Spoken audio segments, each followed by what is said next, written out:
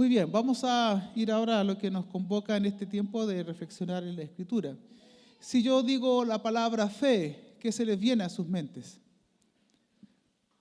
Se dice que hoy día somos una sociedad creyente, pero el problema no está muy claro en relación a qué entendemos por creer. La palabra fe en el idioma original tiene más o menos estas ideas, la de creer en algo.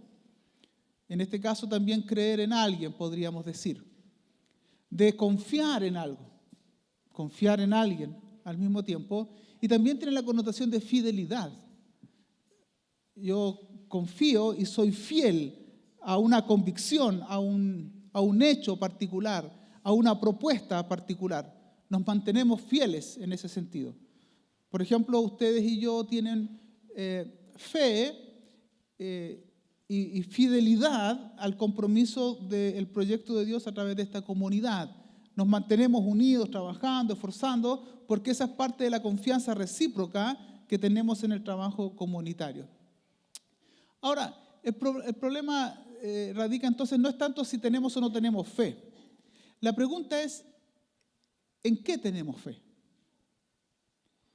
Y aquí van a surgir tantas respuestas como prácticas existan. Permítanme mostrar una fotografía que voy a explicar.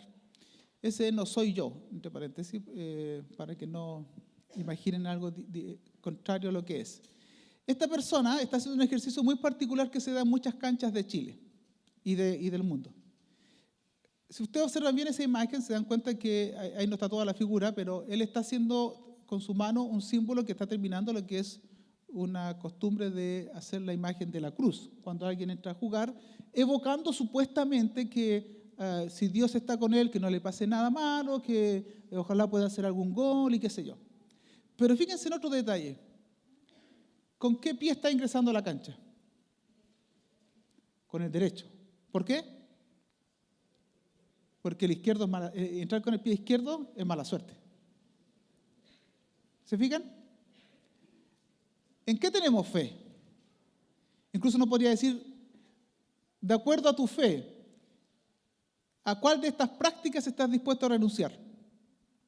¿Hacer la señal de la cruz al entrar o a entrar con el pie izquierdo? Y va a ver que va a tener disyuntiva. A eso podemos situar una serie de supersticiones en Chile que se dan a propósito de ciertas creencias. De hecho, se reconoce que a los futbolistas se les llama el término cabaleros, ¿no? La cabalá, que tiene una connotación también, pero no la vamos a ver ahora. Pero esta cosa de que hay un algo, una fuerza misteriosa que logra intervenir en el día a día. Se dice que don Daniel Morón, por ejemplo, el arquero de Colo-Colo, campeón de la Libertadores del año 90 y algo, tenía muchas cábalas. Entraba en silencio, se mordía sus guantes, no le hablaba a nadie, y cuando llegaba al arco golpeaba con sus codos el travesaño horizontal, y nadie podía romper ese rito. Lo mantenía de manera inamovible. ¿En qué tienes fe tú? ¿En qué depositas tu confianza? Recuerdo a una persona que no estudió para un examen, a una prueba de la secundaria, pero el día anterior fue a predicar en el nombre de Jesús y cuando se enfrentó a la prueba se dio cuenta que sus conocimientos eran pobrísimos. ¿Y sabe qué hizo él? Oró al Señor. Y con toda la fe respondió al mensaje y abajo le puso JC Jesucristo. Un 2. Porque no funciona así, entre paréntesis, ¿no? No funciona así. Por mucho que salgamos a dar vueltas para Año Nuevo, y una serie de costumbres que yo no voy a satanizar aquí, solo digo en qué estamos creyendo. Y cuando decimos que creemos en Dios, ¿a qué nos referimos en realidad? Lo que quiero mostrarles un poco hoy día es detenernos que no se trata solo de tener fe. La pregunta es, ¿en qué tenemos fe? ¿En qué cosas creemos los cristianos? ¿En quién creemos los cristianos? Me he dado cuenta, por ejemplo, que algunos cristianos necesitan al diablo para creer en Dios. Sí, de verdad. uno les plantea, incluso hay ideas muy particulares en relación a esto. Por ejemplo, hay gente que dice, cuando usted confiese algo o cuando le pida algo al Señor, no se lo pida en voz alta. ¿Sabe por qué? Porque el diablo lo puede escuchar. ¡Wow! Hemos igualado de un momento a otro al diablo con Dios. Y el diablo puede escucharlo. Entonces, cuando usted batalle contra el diablo, batalle en la mente, porque él no puede leer los pensamientos. Aunque quién sabe. Y necesitamos aparentemente ese elemento de oscuridad para afirmar nuestra fe en Dios. Un amigo nuestro, no voy a dar su nombre, en un momento explicó un poco de dónde figura la idea del diablo en la Biblia, que es bastante posterior en el tiempo babilónico. Si ustedes se dan el trabajo de leer en la Biblia, el nombre no aparece en los primeros libros, es muy posterior, fruto de un desarrollo teológico o incluso de intercambio cultural que hay con Babilonia. Entonces él dijo, bueno, esa es una idea tomada posteriormente y la iglesia lo echó en el acto. Porque ella dijo, este hombre dice que no hay que creer en el diablo. Él no dijo nunca eso. Solo que le quitó protagonismo al diablo. Y no es posible porque para creer en Dios necesitamos primero reconocer que hay un diablo. Porque si no hay un diablo, entonces no hay castigo. ¿Se fijan? ¿En qué creemos en realidad? ¿Por qué venimos, por ejemplo, a momentos como estos? ¿O por qué es que hacemos ciertas obras de caridad? ¿O por qué tomamos ciertas opciones? ¿Será porque hay una convicción en nosotros de la presencia de Dios? ¿O solo es una especie de superstición evangélica? Superstición. Nosotros enseñamos a los niños a orar antes de dormir y a veces algunos niños se despiertan a las 12, no he orado. Y hacen la oración rapidita y ahí se duermen. Ejercicios nobles, pero que pudieran evidenciar que hay una suerte de superstición. Entonces, hoy día quiero proponerles solo algo sencillo, pensando en lo que Jesús nos invitaría a creer. La Biblia dice acerca de Jesús, cuando comienza su ministerio, el tiempo se ha cumplido y el reino de Dios se ha acercado. Arrepiéntanse. Y la semana pasada el pastor Cabrera nos hablaba del arrepentimiento como un elemento preparatorio para abrirnos al sacrificio de Jesús en la cruz, reconocer nuestras faltas. Pero luego Jesús dice, crean en el Evangelio. Jesús no dice, mire, crea que cuando usted entra con el pie derecho a una cancha le va a ir bien en el partido. No dice eso. Si han de creer en algo, crean en el Evangelio. Inmediatamente nos asalta la pregunta de qué es el Evangelio. Y como los evangélicos tenemos respuestas inmediatas, decimos, Evangelio, buena noticia. Pero me dejaste en la misma. ¿Qué es? ¿En qué pudiéramos creer? ¿En qué necesitamos creer? En ese contexto, quiero decirles que el Evangelio es una noticia de Dios traído en la persona de Jesús. Es decir, en Jesús en sí mismo hay una noticia. En cómo vivió Jesús hay una noticia. En aquello que enseñó Jesús hay una noticia. En las obras que hizo, incluso es más, a quién hizo esas obras, hay una noticia. No hay que mirarla rápidamente, no hay que mirarla descuidadamente. Aún más, en el sacrificio de Jesús hay una noticia. La pregunta es si nosotros estamos abiertos a esta misma sugerencia de Jesús. Crean en esta noticia. Y yo quiero hoy día al menos intentar proponerles algunos elementos a creer. En otras palabras, frente a lo dicho, el Evangelio, la buena noticia, es Jesús mismo. Lo que pasa es que nosotros miramos a Jesús solo en la cruz.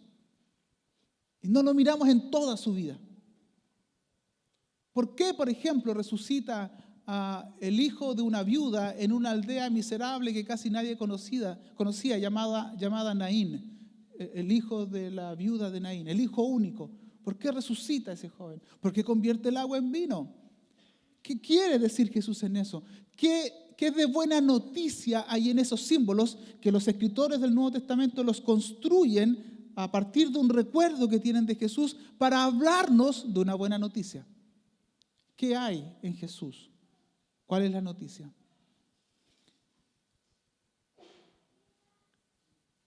Cuando Jesús comenzó a hablar de su muerte en el capítulo 13 de Juan, cuando comprendió que todas las cosas les habían sido dadas, fue y lavó los pies de sus discípulos. Y luego comenzó a decirles que él iba a sufrir. Y los discípulos se acongojaron. Y miren, Jesús dijo, no se turbe su corazón o vuestro corazón. ¿Ustedes creen en Dios?, dice Jesús. ¿Qué más? Crean también en mí. Wow. El Evangelio es Jesús. Cuidado con las supersticiones evangélicas, que también las hay. El Evangelio es Jesús. ¿Creen en Dios? Crean también en mí. Cuidado, porque hoy día hay susurros de vivir un cristianismo sin Jesús. Qué contradictorio, ¿no? Un cristianismo donde los títulos que le otorgamos a través del legítimo desarrollo teológico histórico, pero como institución, pero ya parece que Jesús no nos dice nada. El Evangelio es Jesús. 3 verdades que quiero compartir con del Evangelio para ustedes esta mañana.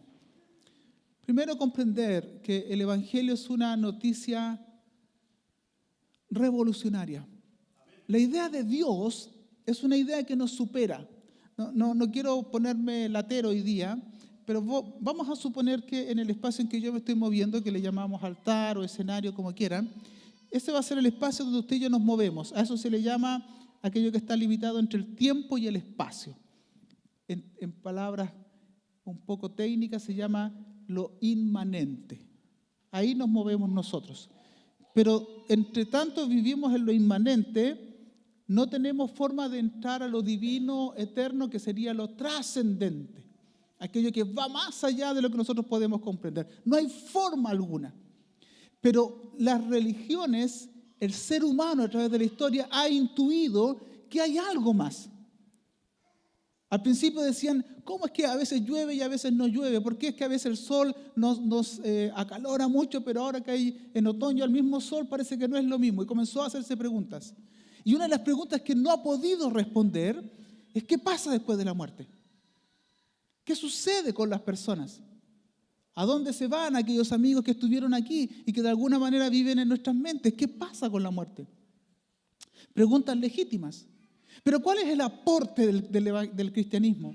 ¿Cuál es la noticia del Evangelio en este contexto frente a preguntas? ¿Qué pasa con aquello que llamamos Dios? Otros llaman energía, otros llaman el misterio, lo que sea, pero aquello que está más allá del tiempo y del espacio que no logramos comprender. Y el cristianismo trae una verdad distintiva para el primer siglo y también para nosotros. Y yo aquí apunto algo que ha sido mi reflexión durante esta semana a nivel personal. A veces, por tanto repetir algunas ideas, dejamos de pesar su significado. Lo hemos dicho tantas veces que parece que ya no nos dice nada. ¿Cuál es la gran noticia que transforma en el siglo I a mucha gente? A gente sencilla, del vulgo, dirían algunos. Alguna gente que está fuera de lo religioso, que no tiene que ver con el ámbito santo, que es gente incluso que está esclava, gente que está en situación de dolor, gente que está desprestigiada por lo religioso. La gran verdad del cristianismo es que este ser eterno al que nosotros llamamos Dios, este Dios nos ama. Este Dios eterno, inalcanzable, al que algunos teólogos llamaron el totalmente otro, ese ser, como quiera que usted lo imagine, ese ser, ese Dios, ama a la humanidad. Yo quiero que intenten imaginar conmigo. Yo he tratado de pasarme esta idea. Uno de estos días estaba trabajando en otras cosas y me detuve a caminar y pensar esta idea. Y traté de decirme a mí mismo, nunca olvides ese principio rector para tu vida y para tu ministerio. Nunca dejes de vivir como una persona que es amada inmerecidamente por Dios.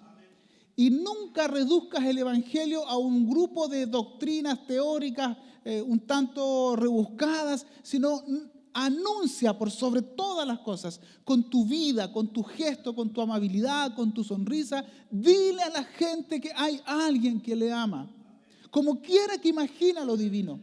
Amigos, una de las buenas noticias de Dios en Jesús es que Dios nos ama. En el primer siglo, por fin, el ser humano creyó que Dios lo amaba. Y yo me imaginé a cada uno haciendo sus trabajos diarios, peleando con los choferes en los buses, peleando con el tráfico, con las distintas tensiones que genera nuestra sociedad. Y de pronto pareciera que un trueno desde el cielo se manifiesta para llamar nuestra atención y nos dice, Dios nos ama. Y como si pudiéramos detener el tiempo en ese momento. Y por fin mirar y escuchar aquello que por tanto oírlo, ya perdió sentido para nosotros. Dios nos ama. Y podríamos agregar incluso inmerecidamente. Amigos, en el primer siglo, por fin el ser humano escuchó lo que no había oído antes. Dios ama a la humanidad. Esa es la primera verdad del Evangelio. La Biblia dice, de tal manera amó Dios, no solo al ser humano, al cosmos, a todo lo creado, que para que todo lo creado fuera salvado, dio a su Hijo unigénito, a su único Hijo. Esa expresión de amor se dio. ¿Para qué? Para que todo el que cree en Él no se pierda. Es decir, el deseo de Dios nunca ha sido nuestra condenación, sino nuestra salvación. Romanos 5:8 dice, pero Dios demuestra su amor por nosotros en esto, en que cuando todavía éramos pecadores, allí Cristo murió por nosotros. No cuando lo merecíamos, no cuando cambiaste y viniste, murió en el peor momento. Leo de parte de un autor esto para ustedes. Porque todo cambia. Si el cargador del puerto de Corinto, si la prostituta o el esclavo, que no es más que un objeto de sus amos, se figuran, se imaginan, se detienen para escuchar que son amados personalmente por un Dios que les prepara tras la muerte una vida plenamente feliz. ¿Ha convivido con la amargura en algún momento? ¿Con la rabia de que las cosas no son como uno cree que debieran ser? El esclavo, el que es tratado como una cosa, él dice, mira, es verdad, esto no es lo que Dios ha pensado, pero ese ser supremo te ama y ha preparado una realidad esperanzadora incluso después de la muerte, porque es probable que durante tu vida esta realidad nunca cambie. Es probable que tú mueras como esclavo. Hace algún tiempo leía sobre cómo, no sé si conocen el elemento del negro espiritual, la espiritualidad negra en momentos de esclavitud por la nación más cristiana que había en ese momento aparentemente. Y se dice que esta gente de color, después de haber trabajado en ocasiones 14 horas, se daban un tiempo para ir a adorar al Señor. Y algunos investigadores dicen cómo salían renovados, con sus cuerpos azotados, con sus cuerpos quemados por el trabajo brutal frente a la mirada indolente del sol, Y sin embargo, iban a esas reuniones y la esperanza del más allá les animaba a soportar los dolores del más acá. Los mantenía vivos. Pronto he de morir, diría un negro espiritual. Algún día volveré a la casa del Padre. Y estas cosas que nos suenan un poco rítmicas, un poco extrañas, un poco apasionadas, es la única forma, la espiritualidad en medio del dolor, de creer que a pesar de lo injusto que es la vida, Dios nos ama. Y aunque nada cambie en esta vida, algún día moraré junto al Señor en un lugar eterno. Esa verdad transforma los corazones. El problema es que nosotros convertimos a la gente hoy día en mendigos de amor. Un amor condicionado, un amor comercial. Te doy amor en la medida que tú cumplas lo que yo espero de ti. No un amor donado, entregado sin más, que por el deseo y la belleza que constituye amar a otra persona. Amigos, todo cambia cuando uno sabe que es amado por Dios. El sentido de la vida cambia. Incluso la aceptación del sufrimiento, la aceptación de la enfermedad, la aceptación de la muerte. En ese contexto entiendo a Pablo cuando dice, mire, no sé qué es mejor, si quedarme con ustedes o morirme. Si me muero, por fin me voy con el Señor. La muerte se acepta, se reubica emocionalmente en otro contexto. Ya no es el último y gran sufrimiento, más bien es la apertura a una comunión eterna con Dios. Incluso en algunos casos significa resignarse a la crueldad de los hombres. Y frente a dolores muy grandes, imaginen el primer siglo, mucha gente esclavizada, maltratada, incluso se acepta o se resigna a vivir porque a pesar del dolor hay alguien que nos ama. Por eso que no es menor cuando Pablo, escribiendo a los romanos, dice, mas tengo por cierto que el sufrimiento, las aflicciones del tiempo presente no se comparan con la gloria que en nosotros ha de manifestarse. Se enfrenta el dolor porque hay un Dios que nos ama. Primera noticia del Evangelio. Dios nos ama. Yo les invito a caminar como personas amadas por Dios. Y les invito a relacionarse con los demás, como reconociendo en los demás personas que también son amadas por el mismo Dios que nos ama a nosotros. Lamento decepcionarlo. Dios no ama más a los evangélicos que a otros. Dios nos ama a todos. Una segunda idea. Todo lo que yo pudiera decir frente al amor, de inmediato levanta ruidos en nuestra historia, en nuestra conciencia incluso.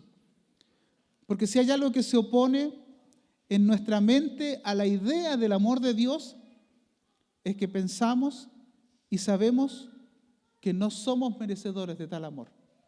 Yo podría desgastarme y hacer quizás qué cosas para decir que Dios nos ama y ponerle ilustraciones y mostrarle figuras tristes de la cruz y una serie de elementos. Y usted diría, sí, es verdad, pero no lo merezco. No debiera amarme a mí. No debiera. ¿Por qué? Primero porque nos cuesta creer que Dios nos ame porque hay gente que ha dicho cosas de nosotros muy negativas. Eres inservible. Estoy decepcionado de ti. No diste la altura. No lo intentes. Tú tienes esta patología y nunca vas a superarlo. Tú eres tal o cual cosa. Ya te calificaron y te trataron de esa manera. Y cuando todos te dicen que eres algo, terminas creyéndolo. Y cuando todos te dicen que no eres capaz, comienzas a aceptarlo. Incluso cuando te dicen que no imagines en superarlo, comienzas a pensar que es así. Comienzas a vivir como si no merecieras el amor. Porque hay gente que te ha dañado verbalmente y ha instalado elementos en ti que no provienen de la verdad de Dios. Pero también seamos honestos. Pensamos que no merecemos su amor porque hemos pecado. Disculpe que use este lenguaje tal vez un poco extraño, pero seamos honestos, en ocasiones hemos pecado. Y lo voy a definir así. Sabiendo hacer lo bueno, no lo hicimos. Antes bien quisimos hacer lo malo. Y sabiendo que era malo, lo hicimos. Con eso basta y sobra. Hay acciones que tú sabes, incluso que tal vez tú no aprobarías en otros, y las hiciste. Y frente a eso decimos, ¿cómo es posible que Dios nos ame? Nos cuesta pensar que Dios nos ama porque hemos dañado a otras personas. Y la culpa está sobre nosotros. Y de pronto venimos contentos con una esperanza a alguna reunión cristiana que nos hablaron de la posibilidad de que Dios nos ame y nos encontramos con alguien al que sabemos hicimos daño.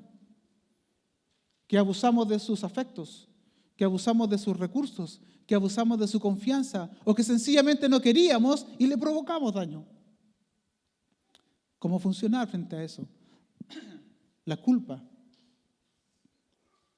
Porque hemos dañado a personas.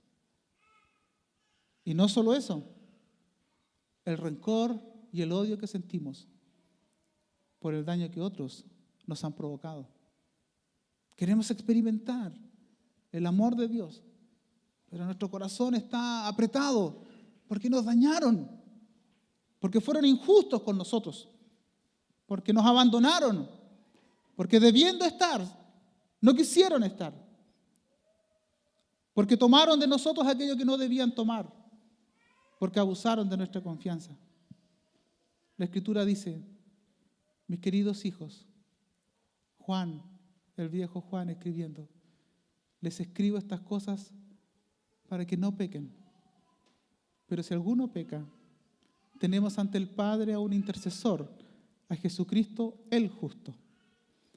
Él es el sacrificio por el perdón de nuestros pecados. Y no solo por los nuestros, sino por los de todo el mundo. Es decir, a mí que dañé y a los que me dañaron a mí, el perdón está ofrecido. La segunda verdad del Evangelio es, en Jesús tenemos perdón de pecados. Y yo no sé si pensáramos cuán liberador pudiera ser esto para algunas personas. Y a veces, ¿cómo es que lo mantenemos en la clandestinidad? De hecho, nosotros negociamos con esta idea, decimos, no lo diga tan así porque si no va a pensar que es fácil. El perdón es el regalo perfecto, el regalo inmerecido. Amigos, ¿cuál es la noticia? ¿En qué tenemos que creer? ¿En entrar con la pierna derecha nada más? No. Creamos primero, Dios nos ama. ¿Por qué creemos en esto? Porque Jesús dice, crean en el Evangelio. Si han de hacer una opción, crean en el Evangelio. Dios nos ama. Segundo, en Dios nuestros pecados pueden ser perdonados. Gracias al sacrificio de Jesús en la cruz. No entendemos toda esa dimensión. De hecho, aquí yo elegí una versión un poco más clara cuando dice ahí, Él es el sacrificio por el perdón. Utiliza un término que es bien complicado, que es propiciación. Y es raro eso. Solo una idea.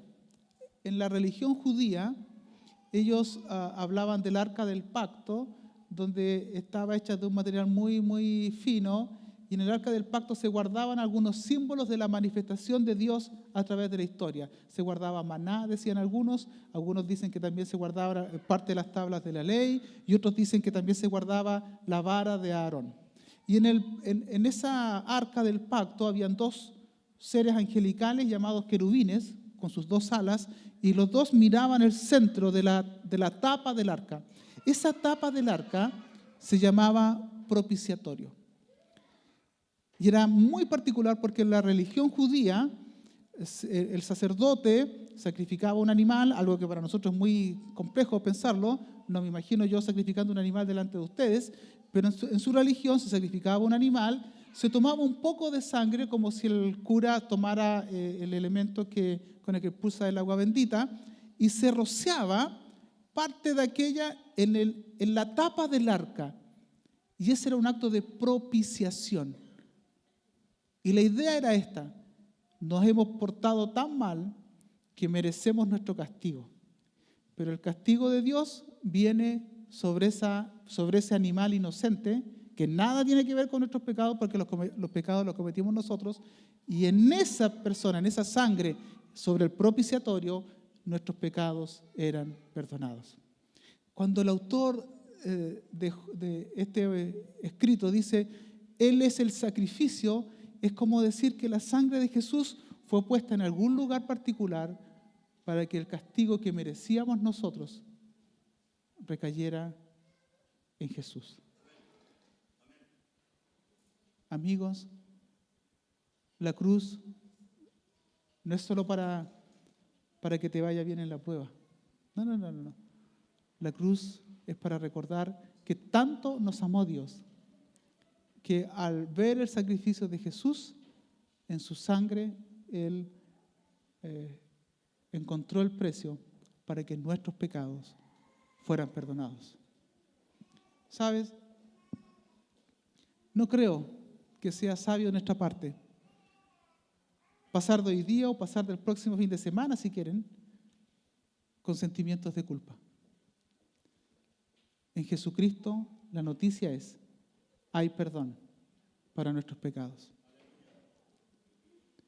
Ahora bien, una vez que aceptamos su amor y su perdón y nos ponemos contentos, el pesimismo nos abraza y comenzamos a mirar la vida con esperanza, pero no solo en relación a lo que se hizo en el pasado. Tenemos que mirar hacia el futuro. Pero nos empezamos a preguntar, ¿y esto bonito cuándo va a terminar? ¿Les ha pasado? Sí, nosotros tenemos algunos retiros, por ahí hacemos los ejes, tenemos encuentros de matrimonio, y qué sé yo, y cuando uno tiene este tipo de experiencias, está como motivado. ¿Y qué cree que dice la gente menos optimista? ¿Cuánto le va a durar? Yo he recibido matrimonios que vienen de un encuentro matrimonial muy animado, que ojalá le dure. Y yo digo, tanto optimismo es contagioso, digo yo, ¿no? ¿Y por qué somos pesimistas con los demás? Porque somos pesimistas con nosotros. Porque en alguna parte pensamos que nosotros tampoco vamos a cambiar. También vamos a retroceder. Entonces, como yo pienso eso de mí, con esa misma vara mido al otro. El otro no va a ser capaz de mantenerlo. Pero no solo es eso. En ocasiones, amigos, miramos qué va a pasar conmigo en el futuro. Yo recuerdo cuando hice una opción por Jesús. Tenía como 18 años y dije, voy a seguir a Jesús con todo. Y despertaba en la mañana y ¿qué crees que pensaba? Yo tengo un compromiso con el Señor. Y sabía que tenía tareas pendientes y cosas que ajustar en mi historia. Y pensaba, Señor, voy a poder seguirte cada día de mi vida. A veces nos ponemos pesimistas porque enfrentaremos dificultades. ¿Y qué va a pasar con nosotros?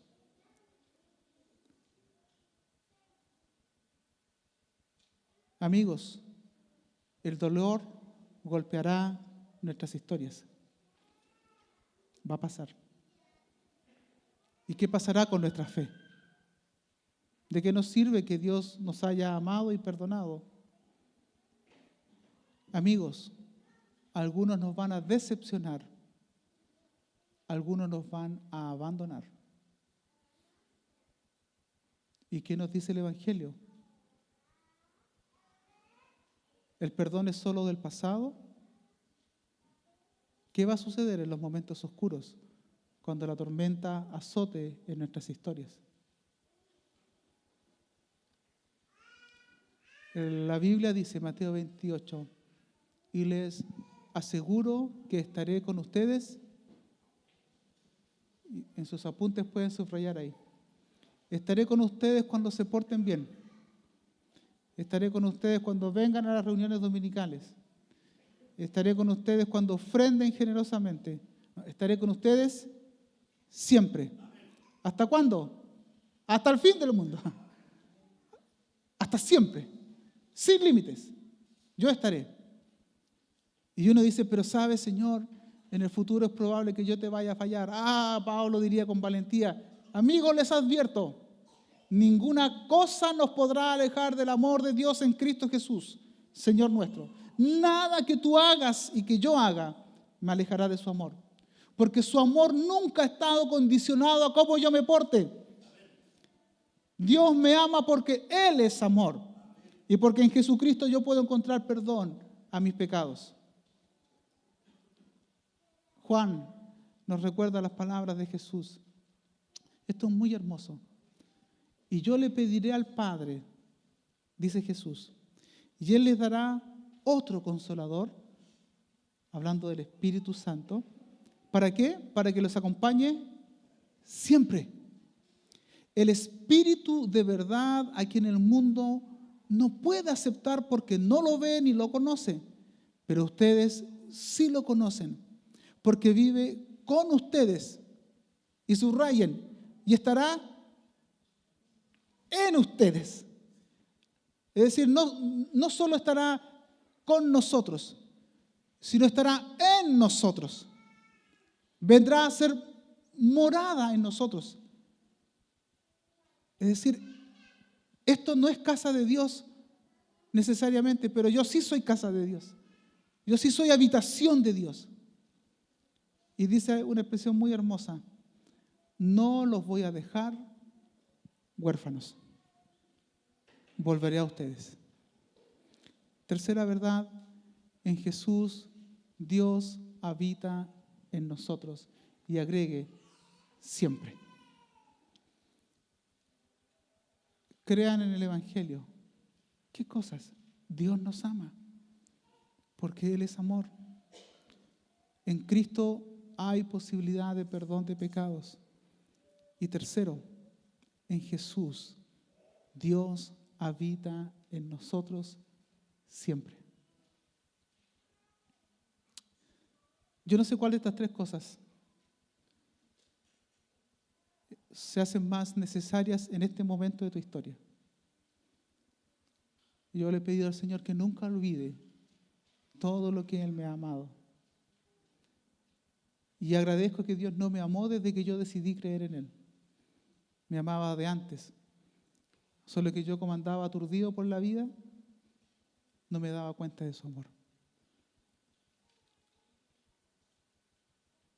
Yo quiero pedirle al Señor conciencia y cuando me relacione con mis hermanos, nunca olvidar cuánto Dios me ha perdonado y cuántas veces me ha perdonado. Que Dios me libre de sentirme superior a otros. Y en los momentos más difíciles del ministerio o de la vida, nunca olvide que Dios está a mi lado y vive en mí. Aunque a veces yo quiera arrinconarlos por distintas razones, Él está conmigo. Porque Él se comprometió. Y Dios no es deudor de nadie. La buena noticia de Dios, Dios nos ama. En Jesús tenemos perdón de pecados. Y en Jesús tenemos presencia que elimina el temor. Quiero invitarles a orar.